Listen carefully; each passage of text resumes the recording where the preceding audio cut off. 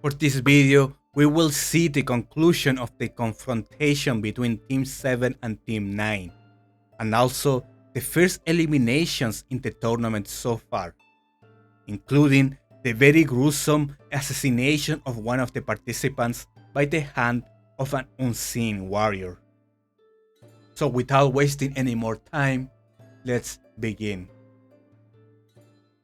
Hyssop finally calms down in the presence of Roselle. Despite his tremendous power, lacks the discipline to maintain a cool head in battle, often letting his temper take control.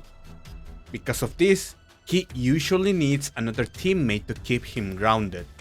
But what's more, due to his limited ability to communicate, Roselle is the only one from Universe 9 truly capable of fighting alongside him, mostly because of his telepathy. Even so, Hyssop and Roselle don't have much experience working together. They only met during the final year of preparation for the Tournament of Power. This lack of coordination will soon prove to be a decisive factor in their upcoming fight. A few seconds into the future, Roselle foresees Piccolo and Gohan approaching. Unlike before, their movements are perfectly synchronized, master and student moving as one. They launch a coordinated assault, overpowering Hyssop with precise attacks, while Roselle's spells are effortlessly deflected. By peering into the immediate future, Roselle quickly realizes they stand no chance in a straightforward battle. At least not at his current strength. In response, the demonic gargoyle channels godly ki, narrowing the gap between himself and Gohan. Feeling the surge of divine energy, Gohan and Piccolo immediately cover themselves with an energy barrier. It shields them from both magic and the freezing air, but drains their stamina with every passing second. This fight cannot be dragged out for long.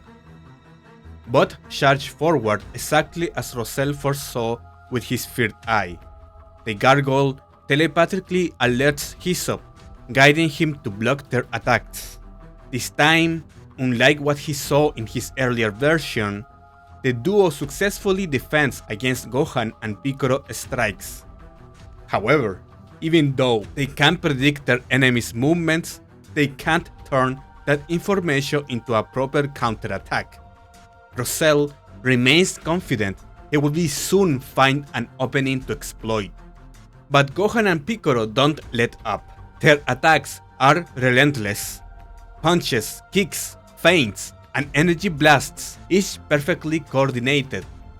Ironically, it's not the Universe 7 fighters who grow frustrated, but Roselle and Hyssop. Despite using foresight, Roselle can't spot a single real opening. Their lack of coordination prevents them from taking advantage of his ability. Meanwhile, Gohan and Piccolo's precision keeps increasing. Their moves become faster and sharper with each exchange. Roselle keeps activating his future sight every few seconds, glimpsing the moments about to unfold. But what he sees isn't every possible outcome, only the most likely one, the version of events where he never used his foresight at all. That means he can't react to what's coming, but the instant he alters something, the future changes beyond his knowledge. Unless he activates the spell again, he's blind to whatever new path his own actions create. He could keep the spell active constantly, seeing the immediate future unfold in real time, but as we'll see later, that comes with their own set of problems.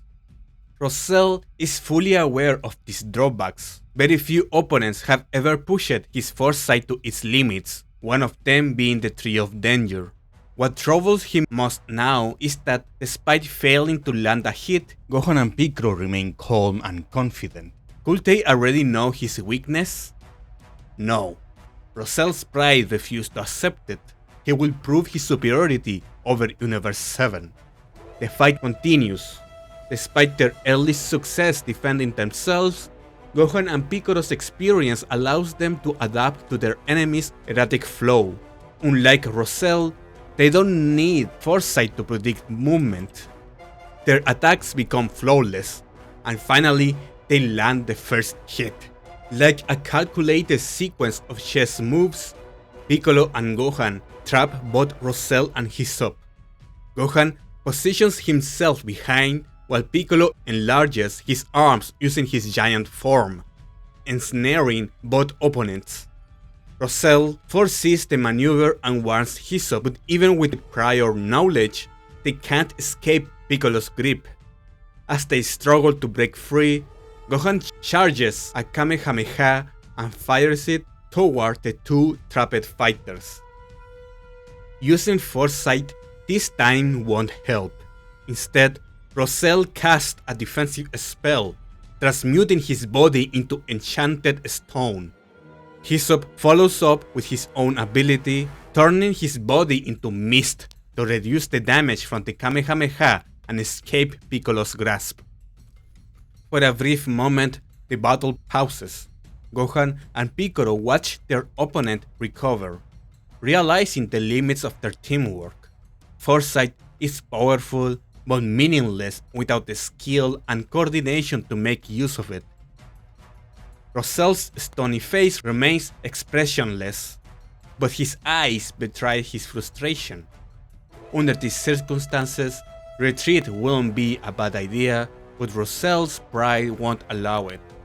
He refuses to yield, and Hisopp shares his resolve. Rosell admits his opponent's strength. He underestimated the value of combat experience and the bond between fighters. Deep down, he knows this lesson isn't new. He learned it once while fighting the Tree of Danger, but his disdain for them blinded him to the truth. If only he had someone he could truly connect with, like them or like Gohan and Piccolo. But now, it's too late for regrets. Instead of exploiting their opponent's weakened morale, Gohan responds with respect, acknowledging their will to continue fighting. Rosell chuckles. That gesture of mutual respect calms his frustration. They won't give up, not yet. As the stone shell around him begins to crack and fall away, Rosell releases his full power. Hisopp solidifies his form from the mist, following suit. No more holding back, they will fight at full strength. Respecting their determination, Gohan and Piccolo raise their own energy. The fight has lasted long enough, it's time to end it. As they prepare to engage once more, Rosell telepathically tells Hisopp that he will stop sharing his foresight with him, and that he shouldn't restrain his ice powers any longer. Then, the gargoyle pushes his foresight to its absolute limit, allowing him to passively predict the future without reactivating the spell each time. Naturally, foreseeing how the future constantly shifts with every action requires immense mental fortitude. The strain is overwhelming, but Rosell is ready to endure it. He's committed to going all out. The offense begins once again with Hisopp transforming his body into cold mist, but this time on a much larger scale, becoming the storm itself. He surges toward his targets as an inescapable blizzard. Piccolo counters with a powerful Ki attack to hold Hisopp's advance at bay, but Rosell responds immediately with a magic spell that releases a violent gust of wind, empowering Hisopp's storm form. The blizzard's destructive power surges, overwhelming the Namekian's defense. Gohan intervenes, firing a powerful Masenko that completely disperses Hisopp's blizzard form. The attack forces the ice golem to solidify, or he risks being erased in his mist state. Taking advantage of the moment, Rosell launches a magical beam from above, striking Piccolo. Though the Namekian partially blocks it, the spell pierces his barrier and petrifies his arm. Without hesitation, Piccolo severs it before the effect spreads. Rosell dives down to press the attack, but Gohan intercepts him mid-air. They clash at close quarters, Rosell keeping up only thanks to his foresight.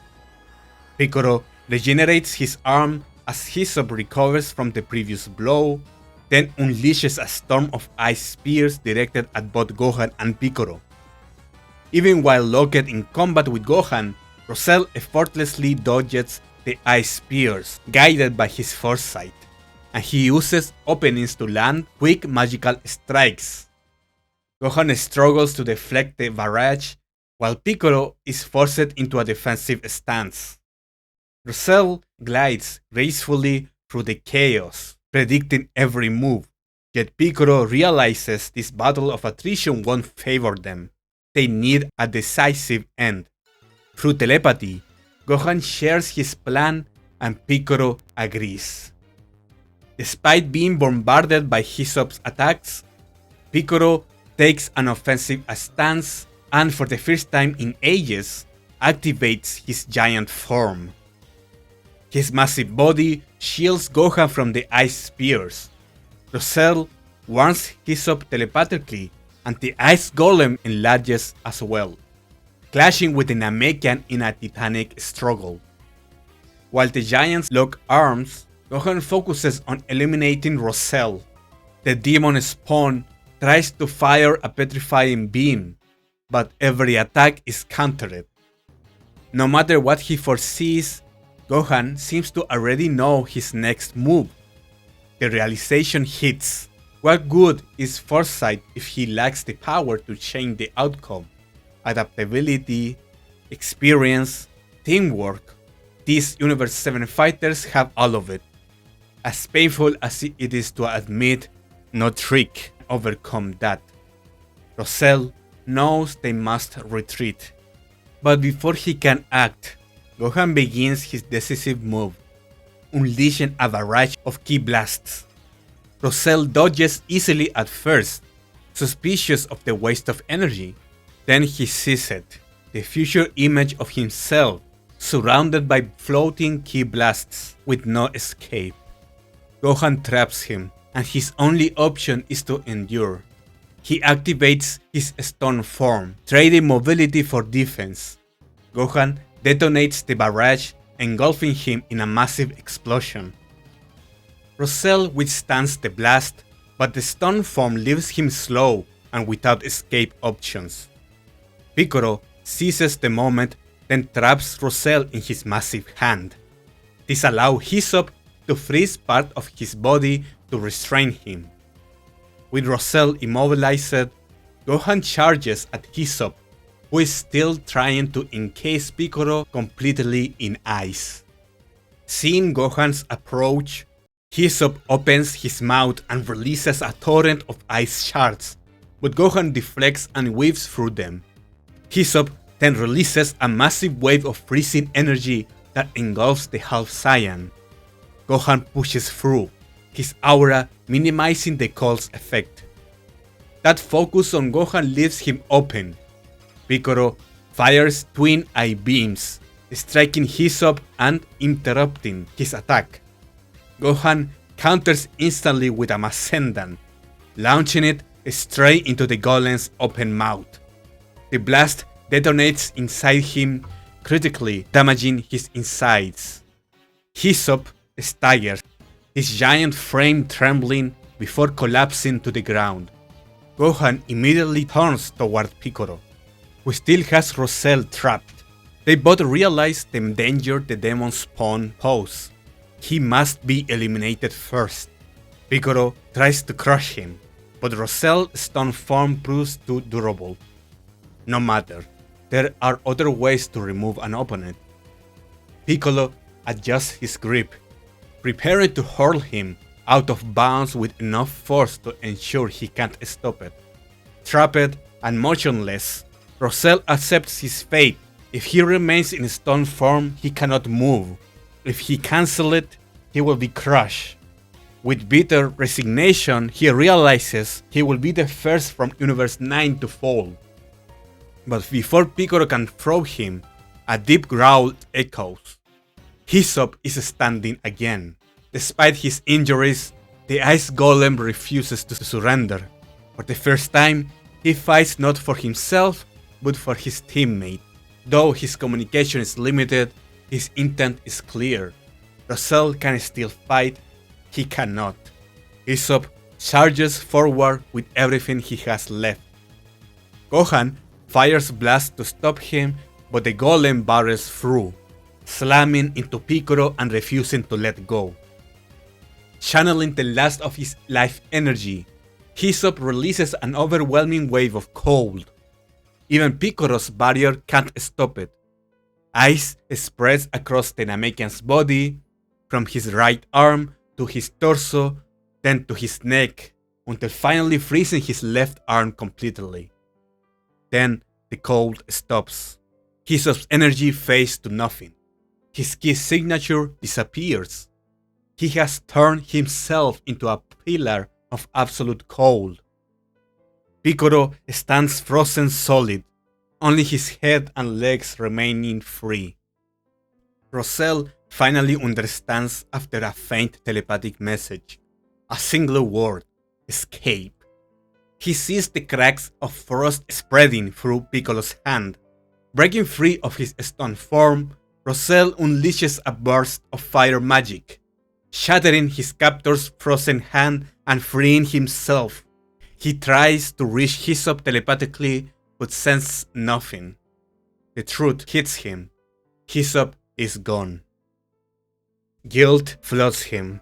He who gave up had to be saved by the one who didn't.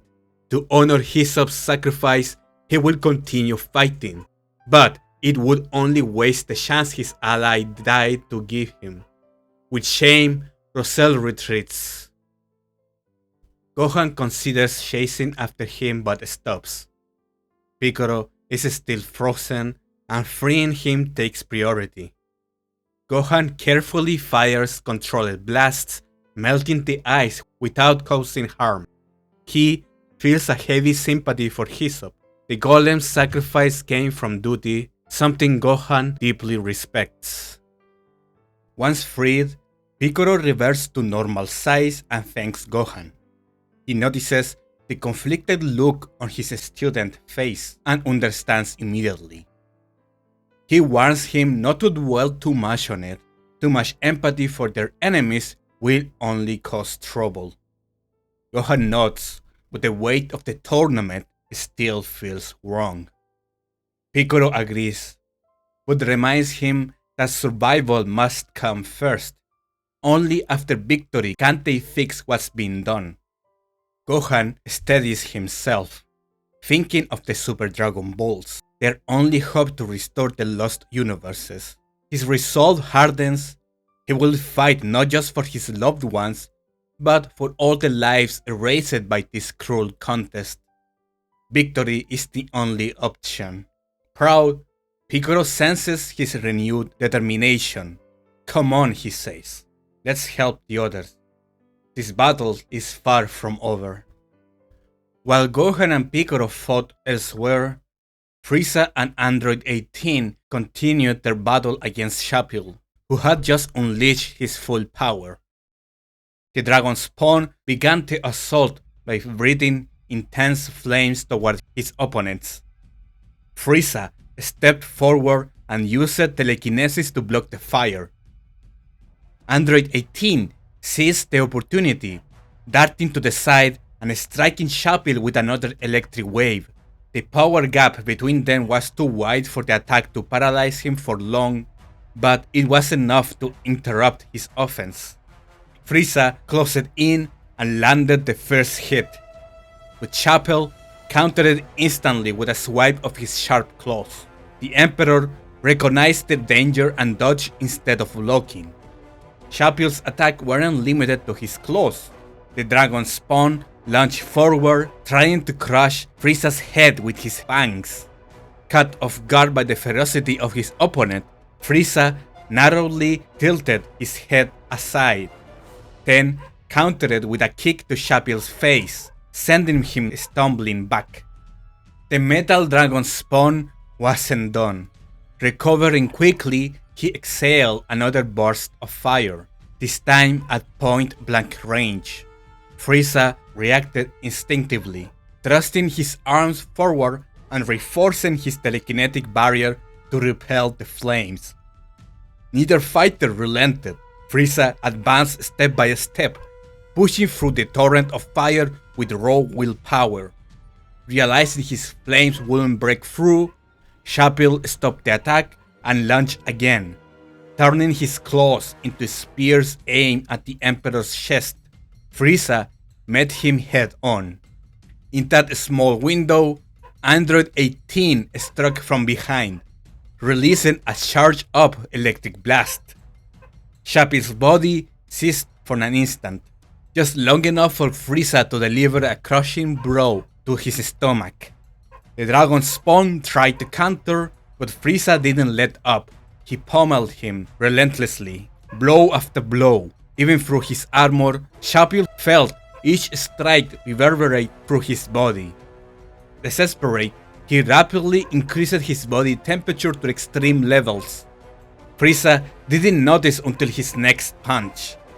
His hand seared against the heated metal. Chapel took advantage of it, grabbing Frieza's arm and holding tight, burning him further. Frieza grimaced from the pain, but only smiled coldly. "If you won't let go," he said, "then neither will I." He grabbed Chapel's other arm, trapping them both. Then he lunged upward, slamming his head repeatedly into his dragon spawn face, ignoring the burns on his hand and the pain in his skull. Chapel realized how sadistic the Emperor truly was. He can withstand the temperature for now, but not indefinitely. His energy was draining fast. Still, his pride refused to break.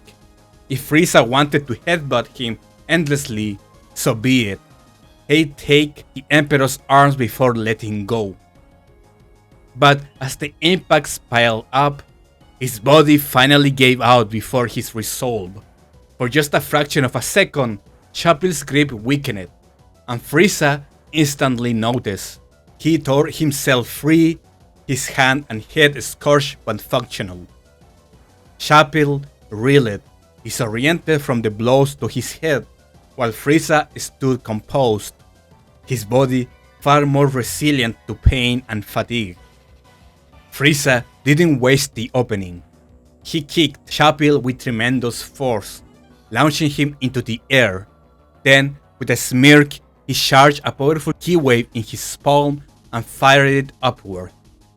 Android 18 watched from the distance, quietly acknowledging how dangerous Frieza truly was, now understanding why he'd once been one of Goku's greatest enemies. But before the blast could strike Chapel, another key shot came from the side. It wasn't strong enough to destroy Frieza's attack, but it deflected it just enough to miss the dragon spawn. Comfrey was standing again. Both Android 18 and Frieza, lacking strong energy sensing abilities, had noticed his recovery. Recovery, however, was generous. His body had been sliced in half, and he had only survived thanks to his augmented physiology.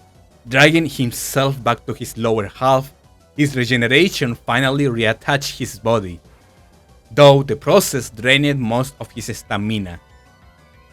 Frieza turned toward him, amused. "Still alive?"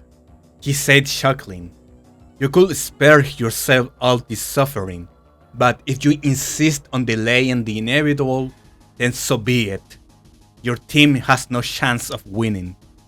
Chapel regained his bearings and flew back to Comfrey, checking his condition.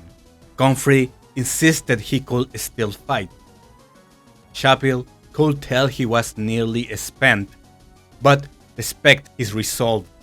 Glancing around the battlefield, Chapel tried to analyze how the rest of his teammates were faring. The arena's strange landscape made sightlines difficult.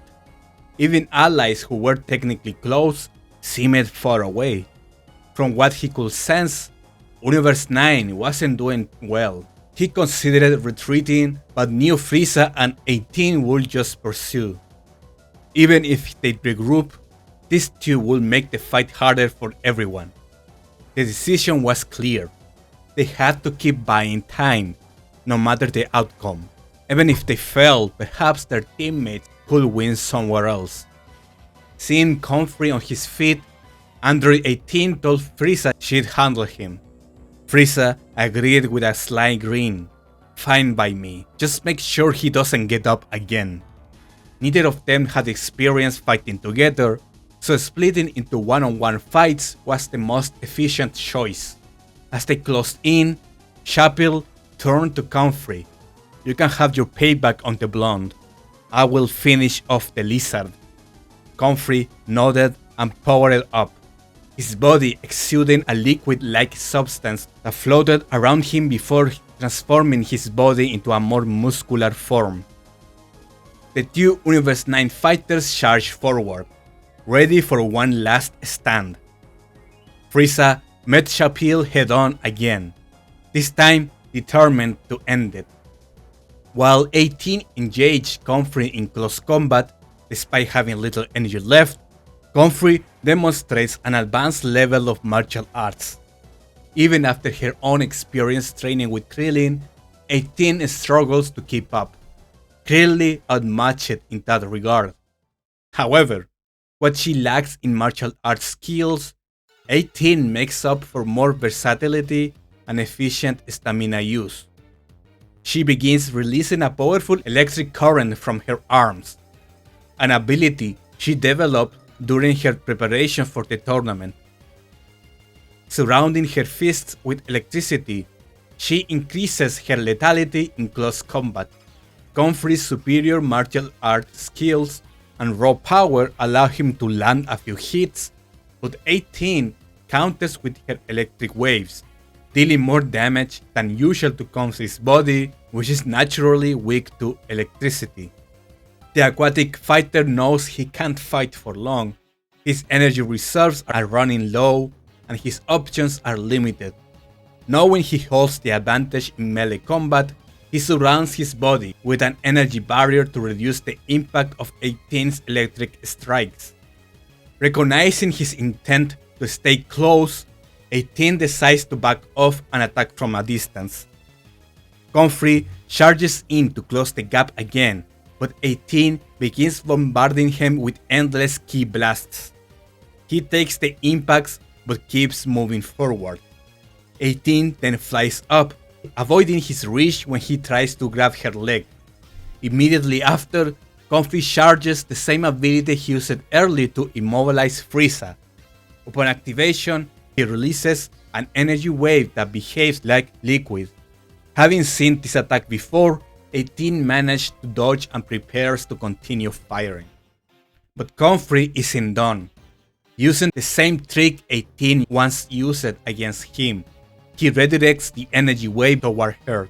Surprised, 18 attempts to evade, but this time the attack lands, engulfing her in a prison of liquid-like energy. Unable to break free by force, 18 becomes trapped while Comfrey charges a large ki sphere similar to a deadbolt, using the last of his energy and hurls it at the immobilized android. He's confident she won't survive the attack, though being unable to sense her energy leaves him uncertain. When the dust settles, he sees 18 still floating, only slightly injured. Around her, a defensive shield similar to her twin's rudder protected her. Though she can't use it with 17's mastery, it's still an effective defense. Comfrey knows it's over. With barely any energy left, retreat isn't an option. He complements 18's strength and silently entrusts the rest of the tournament to his team. Adopting a fighting stance, Comfrey prepares to go down with dignity. 18 understands and does the same out of respect. But charge forward one last time. Comfrey channels the last of his power into a final strike while 18 surrounds her arms with electricity. She dodged his attack and lands a devastating electric blow, frying much of Comfrey's body. The aquatic warrior crashes to the ground, this time for good. 18 looks down at him, recalling Frieza's word about making sure he's finished. Her thoughts wander to the stories of her future self, an evil version who destroyed humanity without mercy. That version would have obliterated Comfrey's body without hesitation, but that's not who she is. Comfrey is already eliminated. There is no need for cruelty. 18 takes a moment to recover her energy. Even though she can operate at full power for long periods, she doesn't have truly unlimited stamina when going at full power. After a short rest, she will return to battle. Meanwhile, Chapel, still fighting Frieza, senses his teammates' defeat. Though they'd only know each other for a year, he respected Comfrey as a warrior and laments his fall. Frieza notices the subtle change in Chapel's demeanor as he dodged and blocked his attacks. With mock sympathy, the Emperor tells him not to worry, he will be joining his friends soon. For the first time, Chapel feels genuine irritation from his opponent's taunts, but he doesn't lose composure. Instead, he channels that rage into power. After a fierce roar, the steel dragon spawn attacks with renewed ferocity. Due to past experiences, Frieza instinctively grows wary of enraged foes, as if expecting a sudden transformation. It doesn't happen this time, but his hesitation allows Chapel's claws to slice across his chest. Frieza briefly loses his composure and attempts a hasty counterattack. Chapel evades and blasts him with a close-range burst of fire. Frieza blocks but still takes damage, pushed back by the impact. Chapel mockingly remarks that he's doing an awful job helping him reunite with his fallen comrade. The Emperor forces a smile, visibly annoyed, and tells Chapel not to get overconfident after landing a few lucky hits. But before their fight continued, they are interrupted by a third party. The Tree of Danger powers up after the Saiyans transform into Super Saiyan Blue, then immediately begin their danger assault once again. Android 17 backs off, allowing the Saiyans to take the lead against the wolves, while he observes from a distance. Vegeta steps forward, while Goku remains perfectly still, eyes closed and fully focused. The Tree of Danger instinctively grows more wary, sensing a subtle shift in their opponent's presence. The Prince of Saiyans wastes no time and charges in alone against the trio. The wolves are briefly caught off guard by his recklessness, but quickly take advantage of it.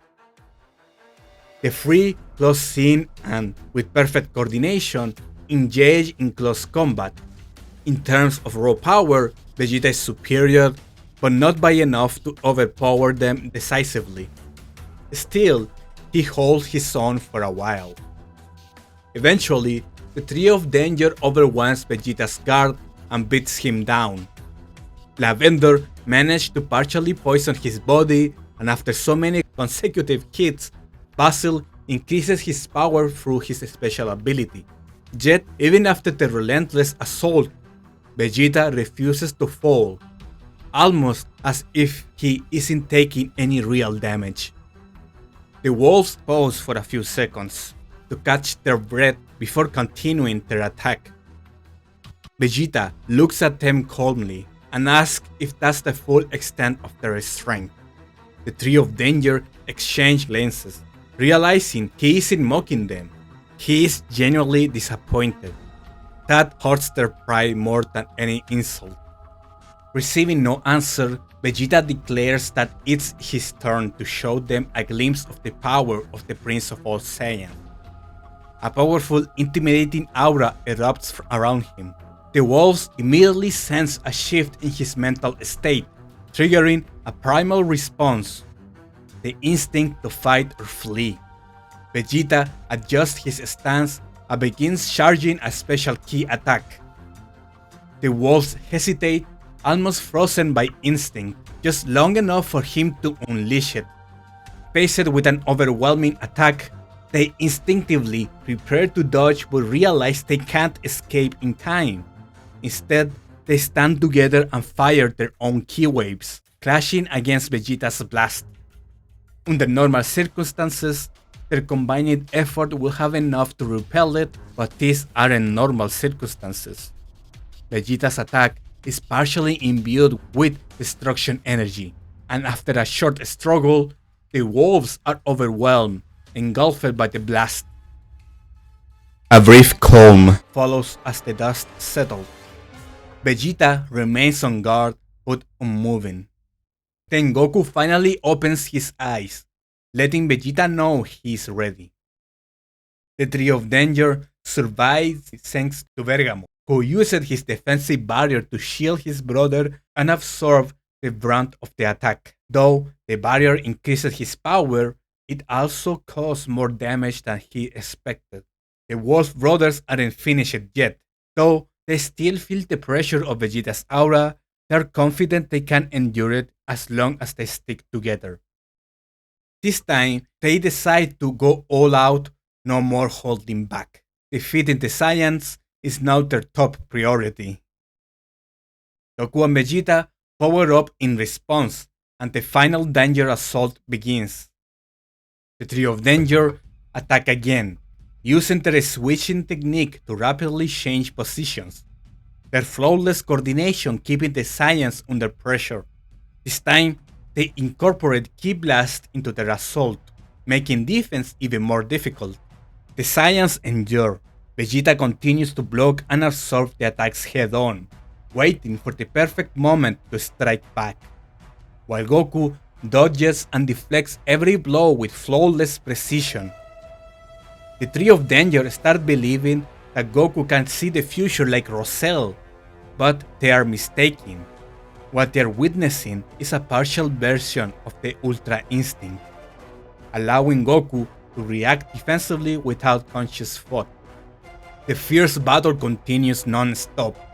The Tree of Danger unleash every combination they can think of, but the Saiyans refuse to fall. Likewise, Goku and Vegeta struggle to inflict decisive damage. At this point, a single mistake from the wolves will mean defeat, while if the Saiyans lose focus or drop their divine techniques, they will be forced to expend far more power than they'd like. As he observes the fight, Android 17 feels genuine admiration for both sides. The level of power and skill on display is unlike anything he's ever witnessed. But as much as he'd like to let the battle continue, he knows he can't allow the Saiyans to exhaust themselves, especially with Universe Force team lurking nearby.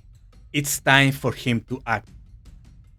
As a ranger, 17 has learned to study the patterns of wild animals, and that instinct extends to combat.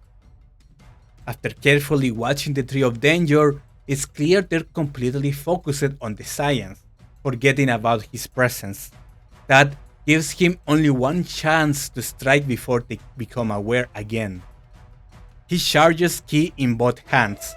Waiting for the perfect moment, he tracks their movement patterns, anticipates their next shift, and then he fires 3 highly concentrated Ki blasts, each aimed at where a wolf will appear. 17 hits all 3 targets precisely. The blasts don't deal heavy damage, but push the trio back, giving the Saiyans a crucial opening. Vegeta and Goku immediately capitalize on it, launching their counterattack, beating down Lavender and Basil respectively. Bergamo quickly recovers and switches places with Lavender, taking the damage himself. Already aware of Bergamo's ability to power up when attacked, Vegeta avoids hitting him directly and instead repels him with a powerful Ki blast. The Three of Danger quickly regroup, reforming their formation. Android 17 approaches the Saiyans and apologizes for interrupting their fight, saying it didn't seem to be going anywhere. Goku thanks him for the assist, admitting their opponents are incredible and that he wishes they could fight them under different circumstances. Vegeta remarks that putting Vito's teachings into practice during battle is helping him understand them better, but he feels a heaviness in his body. Goku agrees. Both can tell their bodies are still adapting to the divine techniques. The Three of Danger observe Android 17 joining the fight and prepare for the next round. But before they can move, a third party arrives to join the fray. While these battles unfold, the Earthling trio begin their own fight against Universe 9's remaining fighters. Tien and Hope take the role of main fighters for their respective teams, while their teammates provide support from behind. Hope uses her lethal agility and claws to pressure the Earthlings into a defensive stance. Sorel provides suppressive fire with her dual guns, firing laser beams enhanced with divine ki, while Oregano connects thin spider webs from two of his arms to the back of his allies. The webs allow him to pull them out of danger when necessary, as he uses his remaining arms to shoot additional webs at the Earthlings. With Tien focused on keeping Hope at bay, Krillin and Roshi attempt to close in to the other two. The barrage of projectiles proves too difficult to get through by normal means. Krillin tries to use instant transmission, but is interrupted by Sorel's fire. Instead, he channels his spirit control to release bursts of ki from his hands, cutting through and deflecting the incoming shots. Roshi follows behind, creating a magical barrier like before to shield himself. The two Earthlings finally close the distance, but Sorel taps her boots, activating a device that opens two small portals beneath herself and Oregano, instantly teleporting them away. Roshi and Krillin glance back, predicting their next location. As Tien continues his battle with Hope, Oregano and Sorel reappear behind him. Oregano shoots his webs, sticking them to Tien's back and arm, immobilizing him. Hope immediately takes advantage and lunges forward, slashing with her claws. Tien tries to counterattack with a ki blast from his third eye, but Hope already knows that trick. She dodges and slashes across his torso, drawing blood. Krillin and Roshi watch in shock as their ally is wounded. Despite his injuries, Tien reacts instantly, releasing a powerful shockwave as he transforms into his newly acquired form. His Super Triclops form grants him an extra pair of arms and greatly enhances his third eye's power. The energy burst shatters Oregano webs. As Hope is thrown back, Tien combines his form with the limited Kaioken, his speed skyrocketing. He rushes Hope down and unleashes a devastating flurry of attacks. Hope can't keep up. She's overwhelmed and severely damaged. Oregano managed to grab her with his web and pull her away, but not fast enough. Tien cuts the thread with an eye beam before she can fully pull it to safety. Still too far to create a portal for Hope, Sorel boosts toward her with her jetpack, only to find Krillin and Roshi suddenly appear before her via instant transmission. Startled, Sorel turns and opens a portal to retreat, but Roshi channels his electric shockwave through his magical energy and strikes her down, injuring her and paralyzing her. Her Fox familiar rushes to help, activating one of his strange gadgets, but Roshi's spirit intercepts him, blocking the attempt. While Roshi handles Sorel, Krillin charges Oregano. Realizing the situation is turning dire, Oregano decides to transform further. His body mutates into a monstrous spider-like form. Krillin tries to stop him mid-transformation by throwing a destructo disc, slicing Oregano clean in half. But to his shock, the upper half continues to fly and fight independently.